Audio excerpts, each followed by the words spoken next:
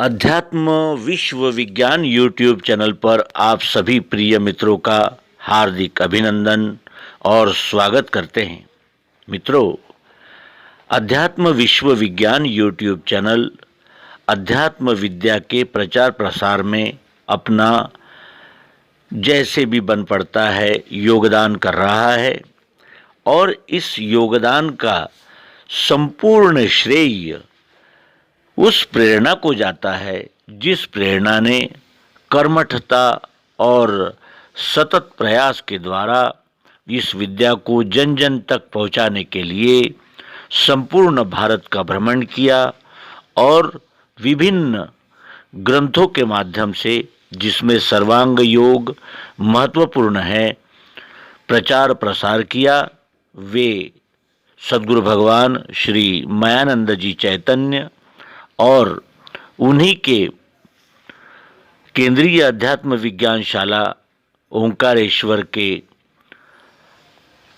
संचालक श्री स्वराज्यानंद जी चैतन्य, आनंद चैतन्य जी, सर्वांगानंद जी, आनंद प्रभु और डॉक्टर श्री जीवनानंद जी चैतन्य को जाता है, जिन्होंने कर्मठता और इस विद्या के प्रचार प्रसार की एक जो ऐसी अद्भुत शिखा निर्माण की है, उसको जाता है। सर्वांग योग में भगवान श्री कृष्ण जी कहते हैं कि दोनों भावनाएं, क्षर और अक्षर, ये दोनों एक दूसरे के पूरक है, एक दूसरे को समाहित करते हैं और इन दोनों का समापन पुरुषोत्तम भाव में होता है, जो नाम भाव है। नाम लेते ही फिर उसका अक्षर भाव और अक्षर भाव, इन दोनों का लय हो जाता है। ये दोनों भावना छोड़ो, अकेला नाम ही रहा। और इसको प्रत्यक्ष प्रयोग के द्वारा जब हम सिद्ध करते हैं तो खड़ी शक्कर का अधिष्ठान अपने समक्ष रखकर देखते हैं कि जैसे बाहरी ज्ञानेंद्रियों से शब्द, स्पर्श, रूप, रस, गंध दिखते हैं और जब सूक्ष्मतापूर्वक उस वस्तु को प्रयोग में लेकर जब हम देखते हैं कि इसी में सत्वगुण, रजोगुण और तमोगुण भी है। पंच ज्ञानेंद्रियों से पांच अनुभव हमें आते हैं। आँखों से रूप, कान से शब्द और त्वचा से स्पर्श, जिह्वा से रस और नाक से गंध। फिर जो हमारा छठवां साधन है, जो सूक्ष्म है, मन, उससे हमें सत्वगुण, रजोगुण, तमोगुण का प्रत्यक्ष यथार्थ अनुभव वस्तु में आता है। ये तो बाह्यकरण हो गया, क्योंकि मन को भी छठवां इंद्रिय कहा गया है। लेकिन इसके बाद जो हमारे पास बुद्धि है, वो बुद्धि देखती है कि इसमें ओतप्रोत जो मिठास भरी हुई है वो इस ढेले के आकार में उपस्थित है। ढेला मिश्री का है, मिठास मिश्री की है और नाम भी मिश्री है। तो ये मिश्री की मिठास ही मिश्री बनकर, शक्कर बनकर हमारे सामने उपस्थित हुई है। बाहर से यदि हम इस ढेले को स्वाद में देखते हैं तो हमें मिठास का अनुभव आता है, और इसके टुकड़े टुकड़े भी कर दें, लाखों टुकड़े कर दें, तो हर टुकड़े में वही मिठास अनुभव में आती है। तो वो जो टुकड़ा बना है, उस टुकड़े में और इस शक्कर के ढेले में कोई भी अंतर नज़र नहीं आता, क्योंकि मिठास की दृष्टि से वो एक ही है। जैसी मिठास इस ढेले में है, वैसी ही मिठास इस ढेले के टुकड़े में, हर टुकड़े में है। इतना ही नहीं तो अंदर भी मिठास है और बाहर भी मिठास है। इस विवरण का कारण यह है कि जिस तरह जड़ चेतन और स्थूल सूक्ष्म और सगुण निर्गुण, साकार निराकार, इस प्रकार के वाद है, उसी तरह एक वाद और प्रचलित होता जाता है, वो है अंदर और बाहर। वेदांती मानते हैं कि ये जो बाहरी दृश्य है वो सतत बदलता रहने से झूठा है, मिथ्या है, और इसी को वो माया कहते हैं। और माया झूठी है और ब्रह्म सत्य है, ऐसा वे मानते हैं। और इसका कारण यह है कि ये जो माया जिसे कहते हैं वो 5 प्रकार के अनुभव, शब्द, स्पर्श, रूप, रस, गंध, ये सतत बदलते हुए दिखते हैं। उसी तरह जब हम ढेले के टुकड़े कर देते हैं तो हर टुकड़ा दूसरे टुकड़े से भिन्न नजर आता है, क्योंकि वो बाहरी दृष्टि से। और जब आंतरिक दृष्टि, बुद्धि की दृष्टि से जब हम देखते हैं तो एक एक कण में, एक एक यानी जिसे कहते हैं कि सूक्ष्म से सूक्ष्म अणु परमाणु में भी वही मिठास हमें अनुभव में आती है। तो अंदर भी, ढेले के अंदर भी मिठास है और बाहर भी मिठास है।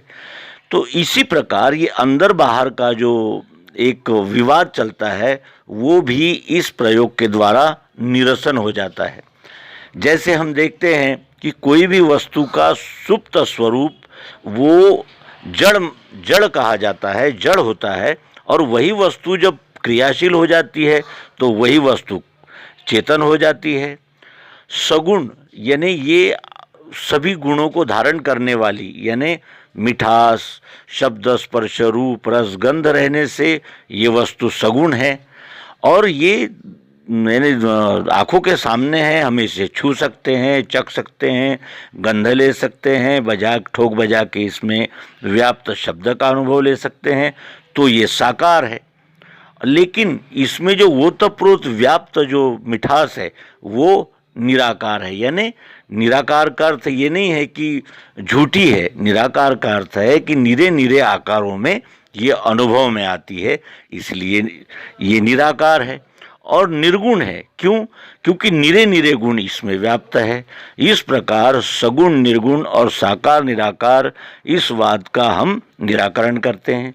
उसके अनंतर जड़ और चेतन, इसका भी हम निराकरण करते हैं, क्योंकि हम देखते हैं कि जब कोई भी वस्तु हो, जब वो सुप्त होती है, जब वो निष्क्रिय होती है, ऐसा कहने के बजाय यदि हम ये कहें कि वो जब उपयोग में नहीं होती तब वो जड़ होती है, और वही वस्तु उपयोग में आते ही यानी चेतन हो जाती है।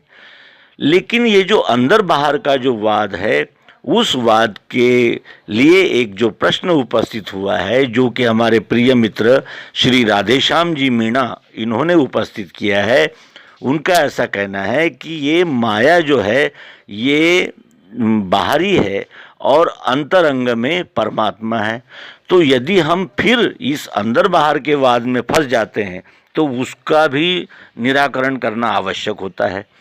अंदर और बाहर ये वाद इसलिए निर्माण होता है कि बाहर सतत वस्तु का रूपांतरण जारी ही रहता है, लेकिन अंदर कोई वस्तु बदलती नहीं। जैसे हमने देखा कि एक ही ढेले को जब हम टुकड़े टुकड़े करते हैं तो हर टुकड़े में वही मिठास उपस्थित है, ये हमारे अनुभव में आता है। अब इसी को हम यदि व्यवहारिक दृष्टि से देखें तो जगत और विश्व, इस प्रकार ये दो भाव हो जाते हैं। जगत तो सतत बदलता रहता है, लेकिन विश्व में कोई परिवर्तन नहीं दिखता। क्यों? क्योंकि जगत जो है ये हमारी कल्पना ने निश्चित किया हुआ एक भाव है। जैसे सभी व्यक्ति ही है, लेकिन उन व्यक्तियों में कोई हमारे पिता है, चाचा है, मामा है, माँ है, बहन है, ये क्या है? तो ये जगत दृष्टि से वो अलग अलग दिखते हैं। लेकिन अगर सम्यक दृष्टि से देखा जाए तो सभी व्यक्ति ही है और इस विश्व में ही है। तो ये जो बाहरी परिवर्तन दिखता है ये जगत है, और ये जगत भी झूठा नहीं है। क्या जो हमारे संबंध में आते हैं, चाचा मामा आदि रिश्ते, क्या ये झूठे हैं? ये झूठे नहीं हैं, लेकिन ये क्षणिक है, क्योंकि ये बदलते रहते हैं। और व्यक्ति जो है एक तरफ तो लय को प्राप्त होते हैं तो दूसरी ओर उनका यानी प्रगटीकरण होता रहता है। कहीं कोई जन्म होता है तो कहीं कोई किसी की शरीर का लय होता है। इस प्रकार ये लय उत्पत्ति का सतत चक्र इस विश्व में चलता रहता है। जैसे एक ढेले के 1000 टुकड़े होते हैं, 1000 टुकड़ों में एक ही मिठास है, और टुकड़े टुकड़ों में ही टुकड़ों टुकड़ों को मिलाकर ही शक्कर बनती है। क्योंकि शक्कर का ढेला और शक्कर का दाना ये अलग अलग नहीं हो सकता। जब तक हमें परमात्मा अंदर है ये भाव है, या परमात्मा बाहर है ये भाव है, तब तक हमने परमात्मा को पूरी तरह जाना ही नहीं। जब हम परमात्मा का अनुभव पूर्णतया लेते हैं, तब हमारे ध्यान में आता है कि जो अंदर है वही बाहर है, जो बाहर है वही अंदर है। तो इस वाद का समापन इस तरह करके ही, एको हम बहुश्याम, मैं एक ही हूँ अनेक हो गया हूँ, और एक में ही सब है, क्योंकि ढेले में ही अनेक दाने हैं, और शक्कर के एक ढेले में ही अनेक दाने हैं, और अनेक दाने मिलकर ही तो शक्कर बनी हुई है, यानी ढेला बना हुआ है। इस प्रकार दाना और ढेला ये दोनों एक ही है, और स्थूल और सूक्ष्म ये वाद भी निर्माण होता है। तो स्थूल जो दिखता है ये ढेला है, लेकिन उस ढेले में सूक्ष्म रूप से मिठास पूरी तरह व्याप्त है, जो अंदर भी है, बाहर भी है, ऊपर भी है, नीचे में भी है, सर्व ओर एक ही दिखती है। लेकिन स्थूल जो हमें इंद्रियों से अनुभव आता है, मन से अनुभव आता है, वो अनुभव और बुद्धि का अनुभव, इसमें अंतर केवल इतना ही है कि इंद्रियां बाहरी ढंग से वस्तु का आकलन करती है, तो बुद्धि हमें ये जागृति देती है कि वस्तु संपूर्णतया मिठास ही है, मिठास ने ही ढेले का आकार धारण किया है। यदि हम शक्कर के ढेले से मिठास को अलग कर देंगे तो शक्कर ही नहीं उपस्थित होगी। शक्कर का अस्तित्व ही मिठास है, और मिठास को ही शक्कर कहा जाता है। मिठास और ढेला ये दो अलग हो ही नहीं सकते, चाहे हम कितना भी प्रयास कर लें, मिठास और ढेला ये अलग नहीं हो सकता, क्योंकि मिठास ने ही ढेले का आकार धारण किया है, और मिठास सदैव ढेले के आकार में ही उपस्थित होती है। तो आशा है इस विवरण से परमात्मा अंदर है, परमात्मा बाहर है, परमात्मा सूक्ष्म है, परमात्मा स्थूल है, परमात्मा ऊपर है, परमात्मा नीचे है, इस प्रकार जो अनेक प्रकार के द्वैत निर्माण किए गए हैं, परमात्मा विश्व में है या विश्व के बाहर है, इन सभी विवादों का शमन सर्वांग योग करता है। सर्वांग योग हमें अनुभव देता है कि वो अंदर भी है वही, तो वही बाहर भी है। अंदर बाहर, स्थूल सूक्ष्म, सगुण निर्गुण, साकार निराकार, एक ही परमात्मा अनुभव में आता है। यहाँ केवल परमात्मा ही है, कण कण ही परमात्मा है, और कण कण ही परमात्मा अनुभव में आना, यही सर्वांग योग की महत्ता है, और यही उसकी अपूर्वाई है, अपूर्वता है। अब ये भी वाद निर्माण होता है कि यदि श्रीमद् भगवद गीता में कहे अनुसार ये शरीर यदि वस्त्र है, तो क्या उस वस्त्र में उपस्थित जो हम है वो अलग है? क्योंकि शरीर ये साकार है, लेकिन साकार के बगैर वो निराकार आत्मा कार्य कर ही नहीं सकता। जैसे ढेले के बगैर शक्कर उपस्थित नहीं हो सकती, और मिठास उपस्थित नहीं हो सकती, और मिठास के बगैर ढेला नहीं रह सकता। ये अन्योन्याश्रित संबंध जब ध्यान में आता है, तभी हम द्वंद्व से पार निकल जाते हैं, और सद्गुरु की इस उक्ति का हम प्रत्यक्ष अनुभव ले पाते हैं कि दोनों भावना छोड़ो, अकेला नाम ही रहा। नाम लेते ही शक्कर भी, शक्कर की मिठास भी, और इन दोनों को मिलाकर के शक्कर, ये नाम भी शक्कर ही है। शक्कर से एक दाना भी अलग नहीं, दाने में भी शक्कर यानी मिठास है, और मिठास ने ही शक्कर का रूप धारण किया है। इस अन्योन्याश्रित अनुभव को केवल सद्गुरु ही दे पाते हैं, और तत्व दर्शन के द्वारा ही इस अनुभव तक हम पहुँचते हैं, और इस अनुभव तक पहुँचने पर ही द्वंद्व द्वैत का निराश हो जाता है।